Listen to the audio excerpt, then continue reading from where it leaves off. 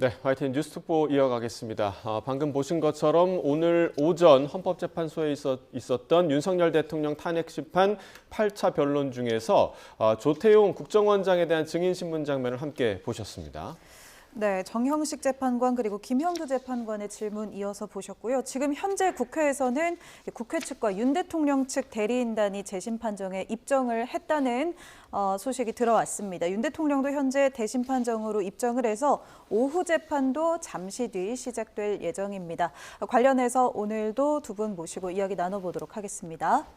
네, 장영수 고려대 법학전문대학원 교수, 손정혜 변호사 두 분과 함께하겠습니다. 어서 오십시오. 어서 오십시오. 안녕하세요. 자, 지금 오전에 조태용 국정원장을 대상으로 진행된 증인신문을 장면을 지금 계속해서 이제 앉아서 계속 보셨는데, 자 먼저 두 분 좀 어떻게 전체적으로 좀 어떻게 보셨는지 궁금합니다. 먼저 장 교수님. 예, 제가 이제 오늘 그 신문 과정 이걸 보면서 느꼈었던 건 여전히도 증언들이 많이 엇갈리고 있고 이것들이 깔끔하게 정리가 못 되고 있는 상황이구나. 특히 이제 그 홍장원 1차장하고 조태용 이제 이 국정원장하고 사실 가장 가까운 사이일 수 있는데도 서로 입장이 다르고 얘기가 다르고 그러다 보니까 도대체 어느 쪽 말이 맞는 거냐 이런 것에 대한 의문이 가시지 않고 있다. 이걸 앞으로 어떻게 정리를 할 거냐, 그게 이제 남은 과제다라고 생각이 듭니다. 자, 변호사님 좀 어떻게 보셨나요? 네, 중요 증인이기 때문에 채택이 됐다라고 볼 수 있을 것 같고요. 다만 재판관들과 대통령 측의 주요 관점, 그러니까 강조하고자 하는 상황들은 좀 달랐던 것 같습니다. 대통령 측에서는 홍장원 국정원 차장에 대한 어떤 기존의 증언의 신빙성을 공격하고 탄핵하기 위한 질문들을 집중적으로 이제 했다는 반면, 재판관들은 기본적인 사실관계로서 대통령으로부터 계엄 모의와 관련한 지난해 3월과 4월 초에 안가 회동에서 이런 내용들에 대해서 직접적으로 들은 바가 있는지, 그리고 국무회의 과정에서 절차적 적법성이 담보가 됐고 국무회의 실질이 있었는지, 그 당시에 국무위원들 일부라도 찬성의 의사를 했는지, 이런 부분들을 이제 확인했던 과정들이 있고요.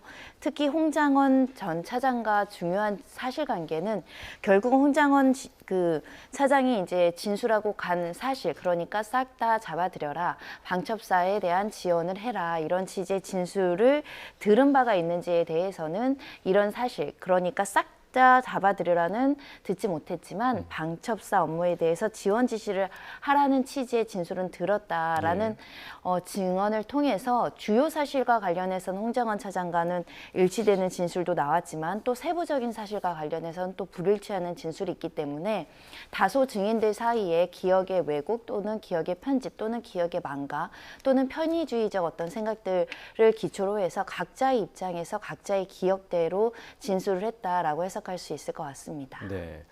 자, 지금 방금 좀 헌재에서의 속보가 좀 들어왔는데요. 홍장원 국정원 전 1차장 그리고 한덕수 전 국무총리와 관련해서는 지금 대통령 측에서 재차 이제 증인 신청이 좀 있었는데, 이와 관련해서 증인 5명에 대해서 재판부가 내일 평의할 예정이다라고 지금 이야기를 한 속보가 들어와 있습니다. 이에 따라서 지금 오늘이 8차 변론기일이기 때문에 마지막, 그러니까 공식적으로는 지금 마지막 변론기일이었는데 변론기일이 추가될 수 있을지 여부가 지금 결정이 될 것으로 보입니다. 네, 추가 내일 이 평의 예정이 되어 있다고 이야기가 나왔는데요. 관련해서는 이어서 또 전해드리도록 하겠습니다. 네, 계속해서 이야기 듣고 있었는데요. 이야기한 것처럼 오늘 첫 번째 증인으로 나왔던 이 조태용 국정원장 입에서 꽤 중요한 증언들이 많이 나왔습니다. 현장에서 주목할 만한 발언들이 많이 나와서 하나씩 짚어보면 좋을 것 같습니다. 홍장원 전 차장이 계엄 다음 날에 이재명 민주당 대표와 전화를 하자, 이런 이야기를 했다거나, 또 과거 야당 의원에게 7차례 인사청탁을 했다, 이런 주장을 하면서 사표를 반려한 사실이 없다고 밝혔습니다. 이렇게 야당 의원과 접촉을 했다라는 취지의 진술을 좀 했는데요. 교수님 어떻게 보셨습니까? 지금 그 부분은 결국은 이 홍장원 1차장이 정치적으로 중립적이지는 않다. 이걸 갖다가 이제 지적한 것으로 보이고, 그거만으로 홍장원 1차장이 얘기한 게 다 사실과 다르다, 이렇게 말하기는 어렵지만 일단 조금 더 꼼꼼하게 따져볼 필요는 있다. 요 정도 의미를 가질 수 있을 겁니다. 예. 근데 이제 우리가 중요하게 생각해야 될 것은 지금 이 내란 성립과 관련해 가지고 여러 가지 쟁점들이 있지만 그중에서 핵심적인 쟁점은 결국 국헌 문란으로서 국회를 무력화하려는 시도가 있었느냐. 예. 사실 다른 부분만 가지고서는 그렇게까지 말하기는 어렵고요. 당장 선관위만 하더라도 그렇고 국회의 경우에 있어서도 뭐 불과 6시간짜리 비상계엄 가지고 인명살상도 없었고 이런 얘기 계속 나오지 않습니까? 예. 근데 거기서 핵심이 되는 게 국회의장, 여야 당대표를 비롯한 주요 인물들을 다 체포하라고 지시했다. 이게 사실이라면 국회 무력화 아니냐. 예. 이 부분 때문에 이 홍장원 체포 지시설이 굉장히 중요한 의미를 갖게 되는 거고 예. 또 다른 하나는 이 곽종근 특수전사령관이 얘기했었던 의원들 다 끌어내라고 했다. 이 두 가지가 인정이 된다면 내란이 인정될 가능성이 매우 높고 두 가지가 부정된다면 인정 안 될 가능성이 높아지는 이런 상황이기 때문에 이 홍장원 씨 얘기는 뭐 어떤 변론 과정에서 중심에 설 수밖에 없는 거고 그런데 지금 홍장원 1차장 자신이 자기가 했던 얘기를 갖다가 중간에 번복한 게 몇 번 있었고 예. 또 지금 이제 조태용 국정원장이 이거는 뭐 사실과 다르다라고 얘기하는 부분이 또 있고 이러다 보니까 그 증언의 신빙성이 지금 상당히 약화되어 있는 상태거든요. 예. 그렇다면은 제3의 증거나 증언을 통해서 이 홍장원 1차장의 발언 같은 것을 보강하느냐 아니면 이건 진짜로 믿기 어려운 증거로서 예. 배제해야 되느냐 예. 이게 이제 관건이라고 보입니다. 네. 자, 그러니까 정치적으로 좀 편향돼 있다라는 점을 대통령 측에서 굉장히 좀 강조를 했고, 조태용 국정원장도 이 부분에 대해서 그 해임의 사유에 대한 이야기를 했었고, 그리고 대통령 또한 이 부분을 또 강조하기도 했었는데, 또 이 부분도 굉장히 좀 뜨거운 부분이었습니다. 그러니까 메모가 네 종류가 있다. 그러니까 홍장원 전 차장이 작성했다. 그리고 보좌관들이 정서를 한 것으로 알려진 그런 메모의 존재에 대한 이야기가 있었는데 이 메모가 네 종류가 있다라고 해서 신뢰성의 문제가 제기가 됐었는데 이 부분 함께 들어보고 계속해서 이야기 나눠보겠습니다. 증인한테 직접 여쭤볼 건 없고요.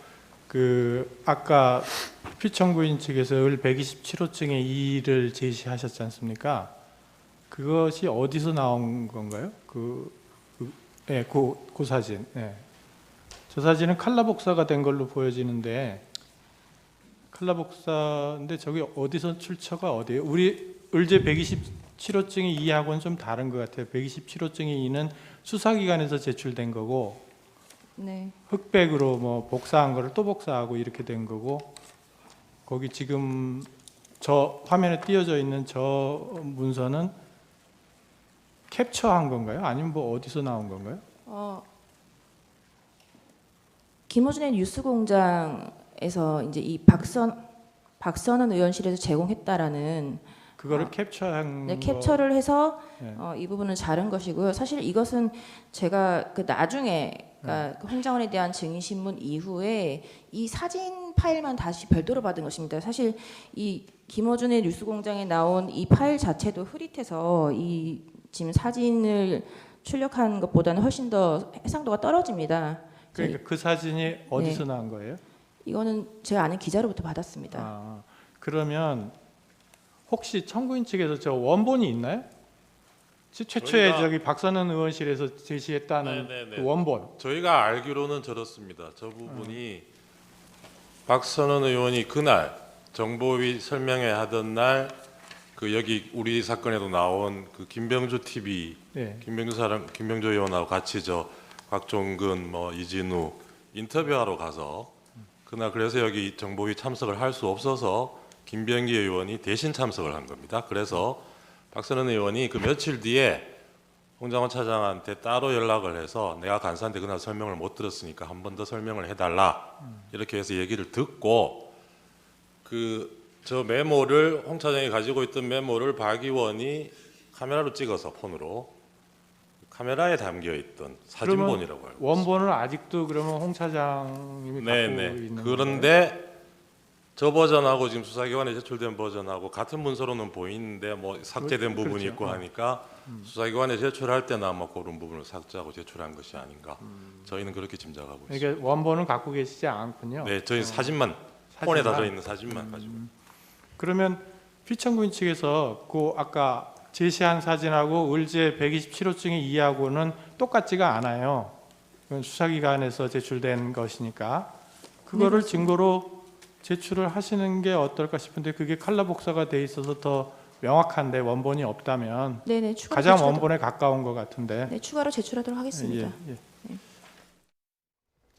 자, 이 메모의 뭐 원본 여부, 뭐 이런 부분에 대한 그런 정영식 재판관이 이게 원본이 어디 있느냐, 뭐 이런 얘기도 했었고요. 그리고 이 메모와 관련해서 조태용 구청원장이 증언을 한 내용을 정리를 해보자면, 자, 탄핵 심판에 제시한 메모는 세 번째 메모이다. 그리고 홍장원 전 차장의 메모가 4가지 종류가 있었던 것으로 파악을 한다. 그리고 홍장원 전 차장의 보좌관이 4-5명 정도인데 홍장원 전 차장이 작성했던 그 포스트잇 메모를 보좌관이 이거를 정서했다. 그러니까 이제 뭐 처음에 좀 날려 썼으니까 이 부분을 조금 바른 글씨로 다시 썼다. 이렇게 썼다라는 사실을 본인이 들었다라고 오늘 증언을 했단 말이죠. 자, 이 메모와 관련한 논란 좀 어떻게 좀 봐야 되는 겁니까? 네, 이 메모가 가지는 증거의 중요성은 이런 겁니다. 홍장한 전 차장의 진술의 신빙성을 뒷받침해 줄 수 있는 객관적인 물증으로서 메모가 현존하는지 여부를 확인하고 있다. 이렇게 보셔야 될 것 같고 예. 특히 과거 사실을 입증할 수 있는 증거로서 과거 시점에서 직접 작성한 메모라면 그 상황을 해석하는 데 굉장히 중요한 스모킹 건 물증이 되는 겁니다. 객관적 사실이라는 것이 존재하고 그걸 받아 적은 메모의 신빙성을 인정할 수 있는지 여부와 관련해서 홍 차장이나 국회 측과 지금 대통령 측이 좀 서로 공방을 하고 있다라고 보시면 될 것 같은데요. 즉 주요 여러 가지 버전이 있다는 거는 신뢰하기 어렵다는 대통령 측의 이제 반박으로 보셔야 될 것 같은데 그런 취지로 4가지 버전이 있다. 메모가 여러 개이다. 그리고 부서하거나 다른 사람이 옮겨 적는 과정에서 소위 말하면 변경과 변형이 있었을 가능성이 있다. 예. 이런 점들을 지적하기 위해서 작성의 경위가 조금 더 사실관계가 다르다라고 이제 지적하는 것으로 보이는데요. 이 양쪽의 주장을 종합했을 때 결국은 가장 핵심적인 것은 최초 메모와 나머지 2번째, 3번째, 4번째까지 있었다면 이게 중요 내용이 일치하는지 여부입니다. 네. 중요 내용이 일치하는 상황에서 작성자만 다른다거나 일부 세부적인 것만 다르고 대부분은 같다라고 한다면 홍장한 전 차장이 이야기한 대로 명단을 불러줬고 그 명단을 지금 적은 현존하는 물증이 있다라는 진술의 신빙성이 높아지는 것이고요. 다만 주요 내용이 변조 수준에 이를 정도로 굉장히 변형이 심했다. 예를 들면 최초에 불러준 인원과 굉장히 다른 사람들이 적혀 있거나 아예 부존재한 명단이 들어왔거나 누군가 인위적으로 개입을 하거나 변조를 했다고 한다면 증거의 가치가 낮아지는 것이겠죠. 결국은 그 보좌관도 수사기관의 수사를 받았을 것이라고 보이고 최초 메모는 무엇이었고 불러준 메모의 내용은 무엇이었고 대부분 일치하게 본인이 따로 작성을 해주신 건지 아니면 본인이 다른 경위로 다른 사람까지 썼는지 이 부분을 이제 확인하면 될 것으로 보이고 관련된 조서나 내용들은 수사기관이 수사보고나 조서 형태로 가지고 있을 가능성이 높습니다. 예, 지금 현재 헌재에서는 김봉식 전 서울청장에 대한 증인 신문이 진행이 되고 있는데 지금 김봉식 전 청장의 답변이 지금 올라오고 있습니다. 네. 대통령과 경찰청장의 통화를 인식하지 못했다. 그리고 12월 4일, 그러니까 계엄 해제가 된 이후를 얘기를 하는 거죠. 12월 4일에 수고 많았다는 대통령의 전화를 받았다. 그리고 의원들을 출입시켜서, 그러니까 국회에 의원들을 출입을 시켜서 조기에 잘 끝났다고 대통령이 말씀을 했다라는 이야기를 했다는 소식이 지금 전해지고 있습니다. 그러니까 이게 약간 네. 좀 아이러니한 게요, 교수님. 사실 김봉식 청장은 국회를 봉쇄하는 역할을 하지 않았습니까? 예. 그런데 지금 얘기를 들어보자면 오히려 의원을 출입시켜서 이 계엄이 조기에 잘 끝났다 이렇게 말씀을 했다. 이 부분은 약간 좀 아이러니하게 느낄 수도 있는데 어떻게 좀 보십니까? 그런데 지금 그동안에 이 국회 봉쇄와 관련해서 여러 가지 얘기들이 엇갈리게 나왔었거든요. 말하자면은 이제 소추단 측에 있어서는 이 국회를 봉쇄한 것 자체가 국회를 무력화시키려는 것이었었다. 그리고 대통령 측에서는 국회의원들이나 보좌관까지 막으려고 한 거 아니고 예. 오히려 이제 좀 혼란스러운 상황에서 국민들이 거기에 들어가가지고 그러는 걸 막으려고 한 거지 의원들 막으려고 한 건 아니었었다. 그리고 그게 이제 저도 이제 그 당일날 계속 보도를 보고 있었는데 예. 처음에 봉쇄됐다고 하다가 얼마 후에는 의원들과 보좌관들은 또 이제 들여보내고 있다. 이런 보도가 예, 나왔었거든요. 맞습니다. 그렇다면은 그 의미는 대통령 측에서 말한 그런 쪽이 맞을 가능성이 좀 더 크다. 그리고 지금 얘기했었던 이제 서울청장의 얘기도 그것하고 이제 조금 퍼즐을 맞추는 듯한 그런 의미를 갖는다고 보겠습니다. 예. 네, 말씀해 주신 것처럼 이 대통령 측에서는 국회의원을 통제하려고 하지 않았다, 뭐 이렇게 이야기를 해주셨는데요. 지금 현장에서 들어온 이야기도 마찬가지 같은 결입니다. 김봉식 전 청장이 국회의원을 통제했느냐는 질문에 그런 적이 없다. 국회의원 통제 지시를 하지 않았다. 이런 답변을 했고 또 윤 대통령이 방첩사에 대해서 언급한 것에 대해 전혀 들은 바가 없다는 취지의 진술을 했다는 소식이 지금 들어왔습니다. 윤 대통령은 증인 신문 중 이제 변호인을 툭툭 치면서 의견을 전달하고 있다는 소식도 함께 들어왔습니다. 네, 자 대통령이 이제 적극적으로 대리인단의 질문과 또 발언에 좀 개입을 하는 그런 네. 모습인데, 자 김봉식 청장의 답변 변호사님 좀 어떻게 들으셨습니까? 조금 더 들어야 될 것 같고 예. 반대 신문까지 진행돼야 정확하게 어떤 증언을 하는지는 파악할 수 있겠지만 과거에 김봉식 서울경찰청장의 주요 진술의 내용은 이런 거였습니다. 비상계엄 당시 3시간 전에 안가에서 계엄군이 출동할 장소를 에 관한 문서를 받고 국회 출입 봉쇄에 관한 연락을 받았다. 처음에는 이런 지시를 받은 취지에 대해서 인정하는 수사기관의 이제 진술이 있었고요. 그런데 이런 지시를 받았지만 막상 이제 국회의원 출입을 막고자 하니 그 하급자들이 지금 국회의원들이 항의하고 있습니다. 이런 얘기를 듣고 봉쇄를 풀었고 일부 이제 통제를 풀고 진입을 시켰다. 그러다가 나중에 조 청장이 다시 관련된 지시를 해서 또 봉쇄를 했다. 이런 취지의 진술이 있었거든요. 이 진술이 지금 법정에서 유지가 되는지 아니면 다른 취지로 이제 진술이 정리가 되는지는 좀 파악해야 될 것 같은데요.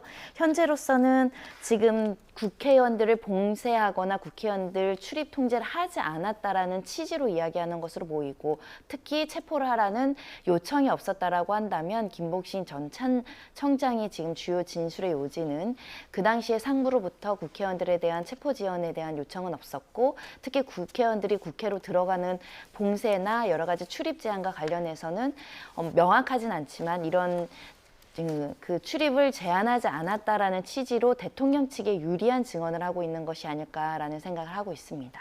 네. 자, 앞서 그 오전에 조태용 국정원장에 대한 증인 신문이 끝난 이후에 대통령의 의견 진술 꽤 길게 진행이 좀 됐었는데요. 그 내용 듣고 계속해서 좀 이야기를 나눠보겠습니다. 지난번 그 홍장원 심판정 증인 신문과 오늘 국정원장 신문을 보면서 느낀 것이 대통령인 제가 국정원 1차장인 홍장원에게 전화할 아무런 이유가 없는데 원장이 국내에 있느냐 해외 지금 미국에 출장 중인가에 대한 그 오해 때문에 이 전화가 부득이하게 돼가지고 지금 이렇게 시끄러워진 것 같습니다. 참 그런 점은 대단히 안타깝게 생각하고요.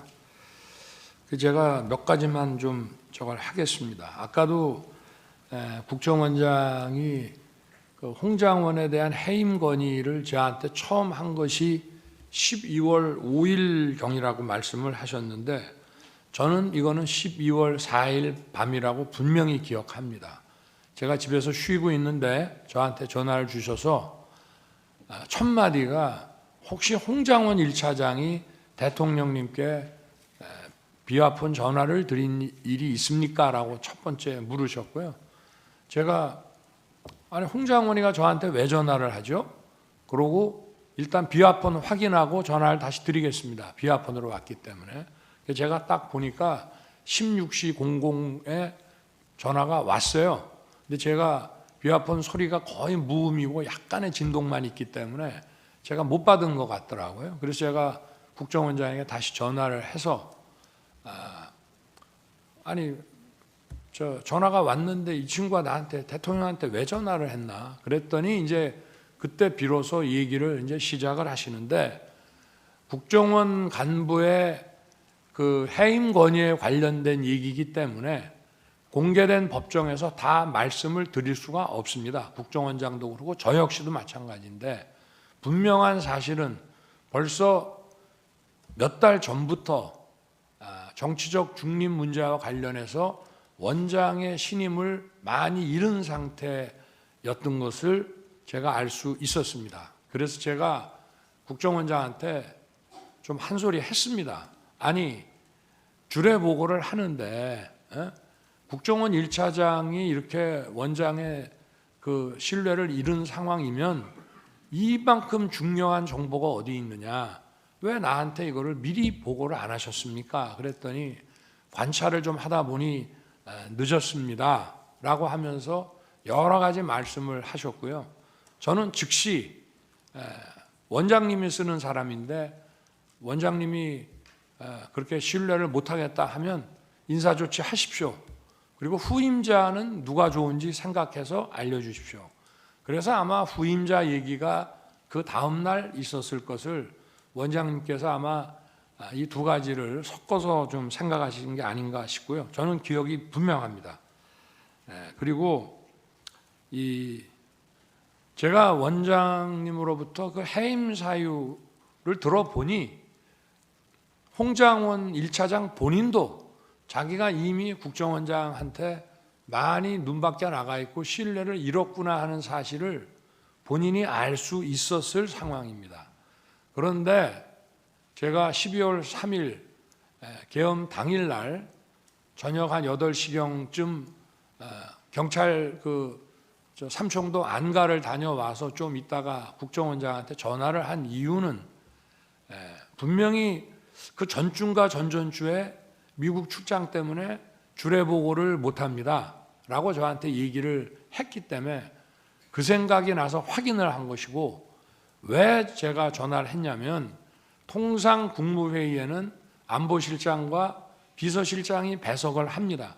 근데 이건 계엄에 관한 국무회의이기 때문에 국정원장이 오는 것이 맞다고 해서 제가 아마 우리 부속실장한테는 뭐 저도 전화하고 국방장관도 전화하고 긴급히 소집을 해야 되기 때문에 또 우리 부속실에서도 전부 보안 손님으로 모시는 거로 해가지고 전화를 여기저기 했을 겁니다. 그런데 제가 비서실장, 안보실장, 국정원장까지 다 연락하라고 아마 부속실에다가 얘기를 했던 모양인데, 가만히 생각해 보니까 국정원장이 해외 미국 출장 간다는 얘기가 있어서 제가 전화를 한 겁니다. 그래서 제가 그 워딩을 그대로 말씀드리면, 원장님 아직 거기시죠? 제가 이랬습니다. 저는 미국으로 생각하고.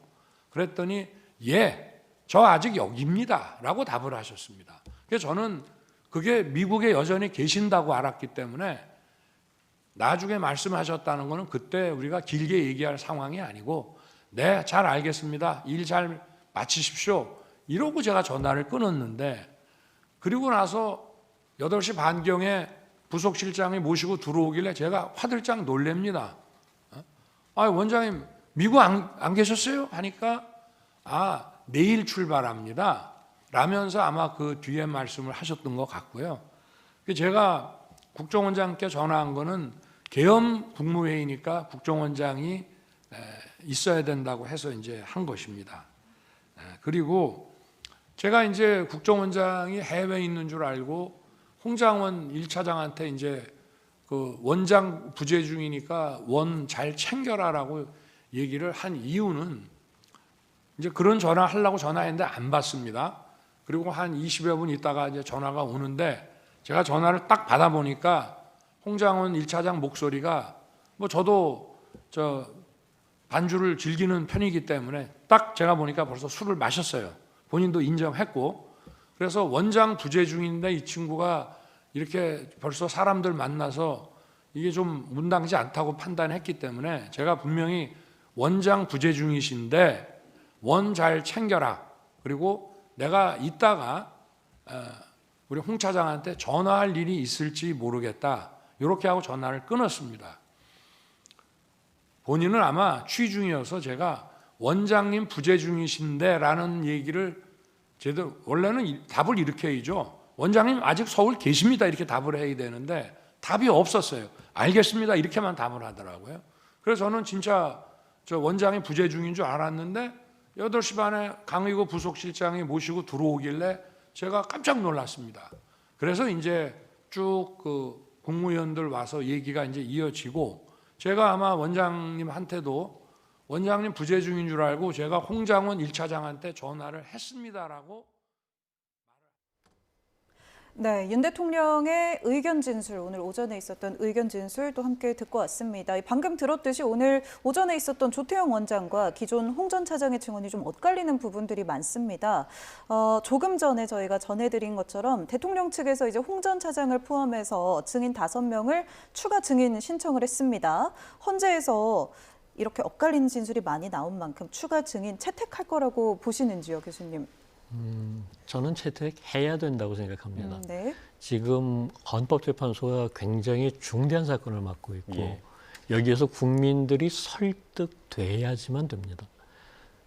지금 벌써 3번째 대통령 탄핵 심판 사건인데 과거 노무현 대통령 때나 박근혜 대통령 때는 뭐 한 번은 기각이었고 한 번은 인용이었었지만 헌법재판소 결정을 국민들이 납득하면서 어떤 갈등과 혼란이 정리되는 국면으로 접어들었거든요.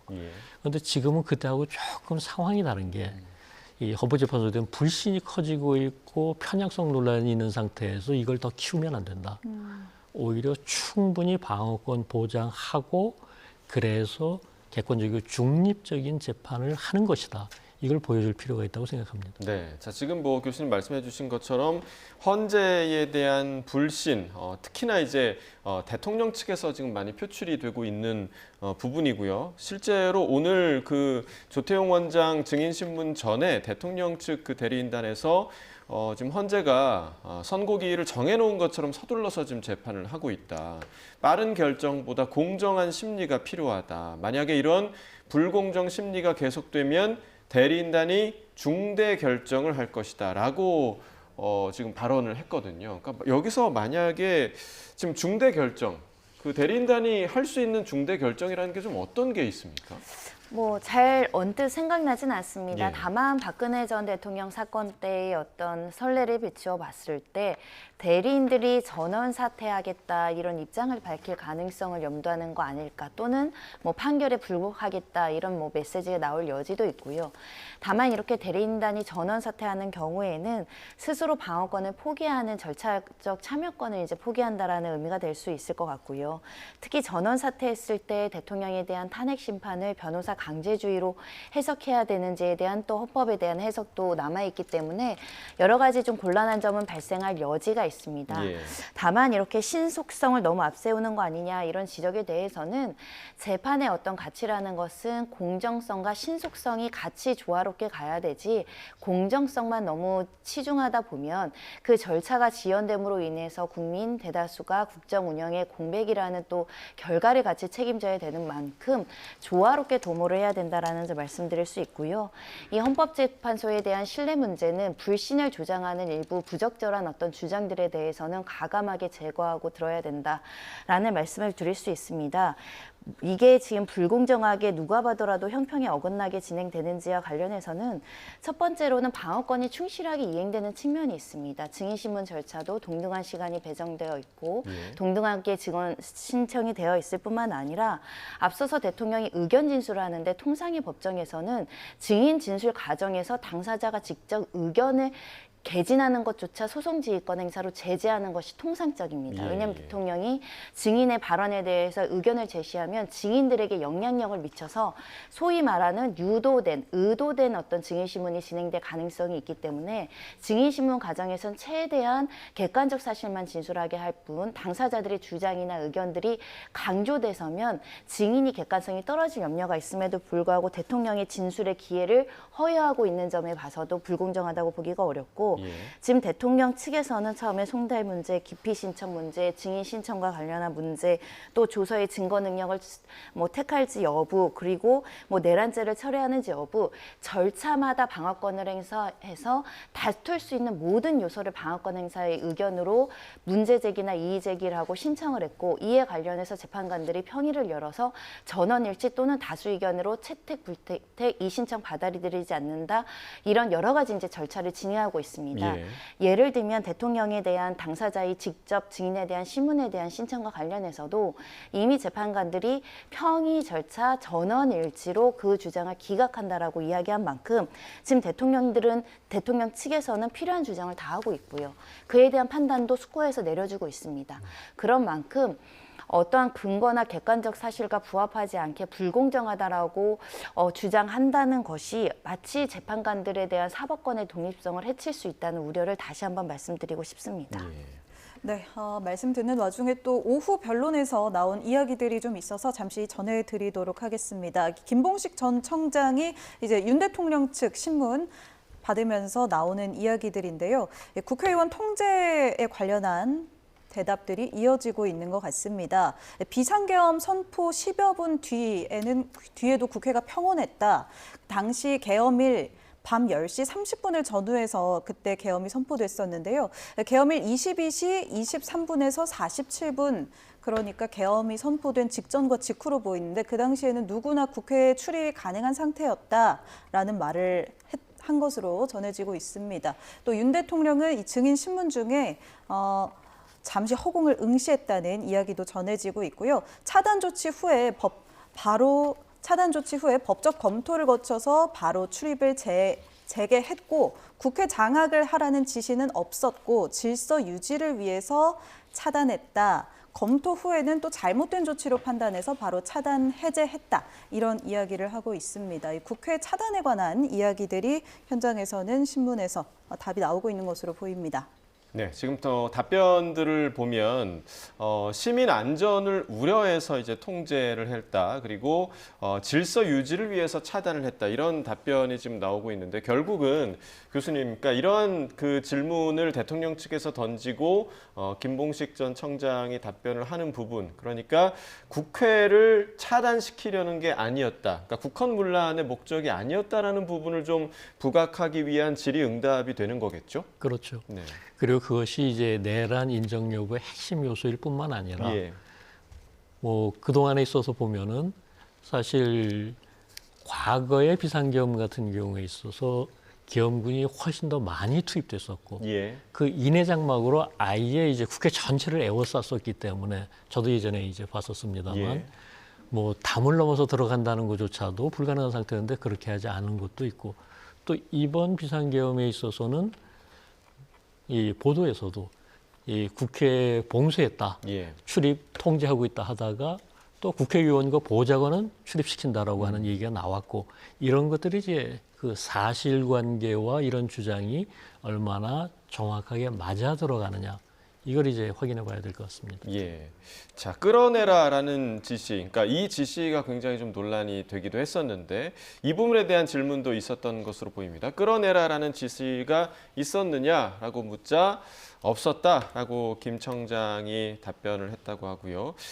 국회 차단 지시와 관련해서 구체적 지시는 내려오지 않았다, 뭐 이런 얘기가 또 나오기도 했습니다. 지금 이제 대통령 측의 주신문은 종료가 되고 또 국회 측의 반대 신문이 시작이 된 것으로 보입니다. 자, 안가 회동과 관련된 질문, 뭐 그제 그 신원식 국가안보실장을 대상으로도 이 안가 회동 관련 질문이 굉장히 좀 많이 나왔었고, 앞서 오전에 이제 조태용 국정원장에 대한 질문에서도 이런 질문이 나왔었는데 이 안가 회동이 의미를 갖는 이유가 좀 어디 있습니까, 변호사님? 그러니까 비상계엄 선포 전에 3시간 전에 안가에서 계엄군이 출동할 것이고 그 장소를 적어가지고 국회 출입을 봉쇄하라는 지시를 받았는가 관련한 회동이기 때문에 이 안가 회동에 대해서 국회 측에서 집중적으로 물어보고 있는 것입니다.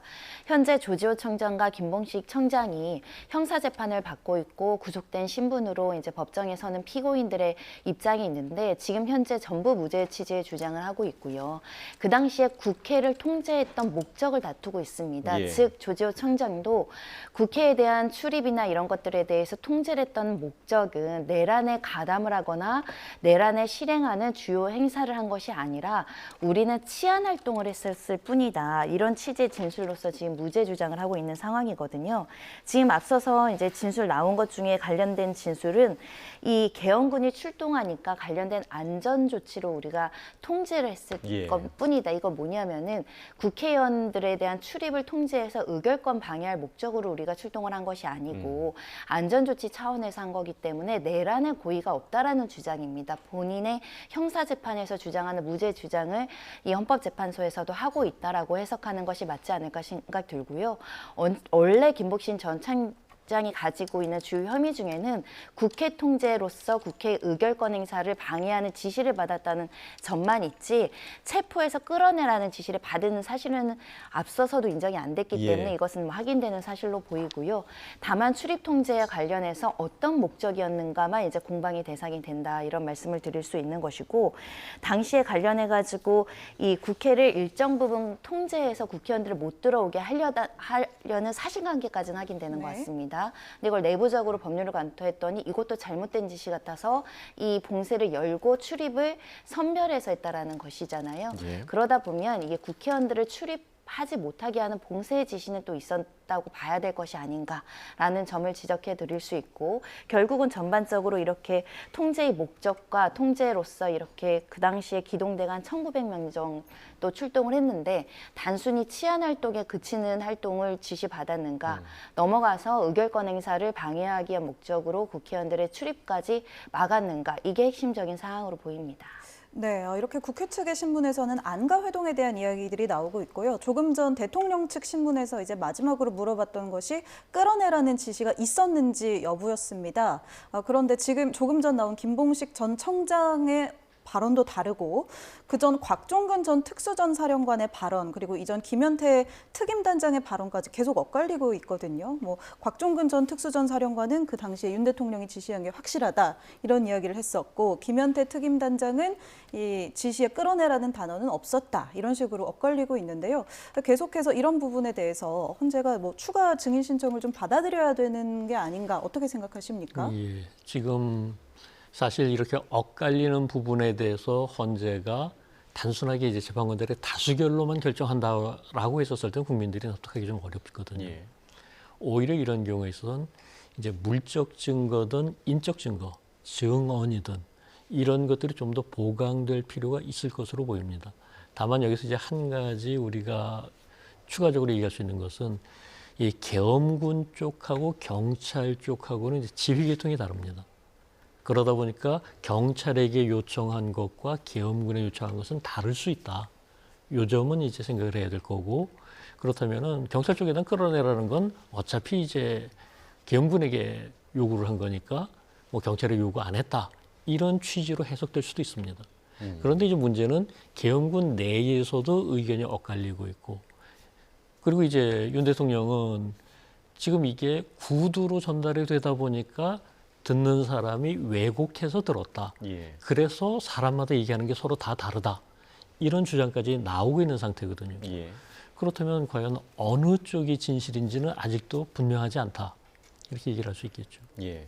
자, 지금 국회에서는 지금 헌재에서는 국회 측의 신문이 이어지고 있는데요. 그러니까 안가 회동, 그러니까 계엄 당일에 있었던 삼청동 안가 회동과 관련한 질문이 이어지고 있습니다. 김봉식 전 천장이 윤 대통령이 일단은 안가 회동을 간단한 식사 자리로 알고 갔었고 그런데 윤 대통령이 그 안가에서 주로 계엄 사유에 대해서 이야기를 했다. 자, 계엄 사유와 관련한 이야기가 이 안가에서 오간 것으로 보입니다. 그리고 부정선거 관련 언급이 있었느냐라고 지금 질문이 있었던 것으로 보이는데 기억이 나지 않는다라고 답했습니다. 그리고 A4 용지 문건과 관련한 질문에서는 자, 첫 줄 2200 국회는 기억이 난다. 자, 2200 국회 이 숫자가 의미하는 바가 뭘까요? 이게 좀 예. 저 숫자는 처음 나오는 숫자 예. 같아서 저도 선뜻 어떤 숫자일까 추정하기가 좀 어려운데요. 2200이라고 하면 왠지 그 시간을 얘기하는 것 같기도 하고요. 오후 네. 10시, 그러니까 저녁 10시를 의미하는 것이 아닐까라고 그냥 추정을 해볼 수도 있을 것 네, 같네요. 10시에 비상계엄 선포가 예정된 시간보다 좀 늦어졌다 이런 그렇죠. 취지의 진술은 있었기 때문에 예, 시간일 수도 있고